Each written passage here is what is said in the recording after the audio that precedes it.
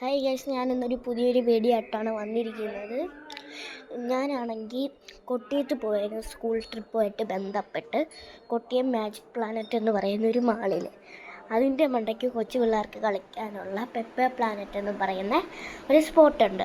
അവിടെയാണെങ്കിൽ ഇങ്ങനെ സ്കൂൾ ട്രിപ്പല്ലേ, അപ്പോൾ അവിടെയാണെങ്കിൽ എൻ്റെ കുറേ ഫ്രണ്ട്സൊക്കെ ഉണ്ട്. ഇതായിട്ട് ആഘോഷിച്ച് ജോളിയായിട്ട് ഇതൊക്കെ കളിക്കുകയാണ് ഗൈസ്. കുറേ ഗെയിമൊക്കെ ഉണ്ടായിരുന്നു.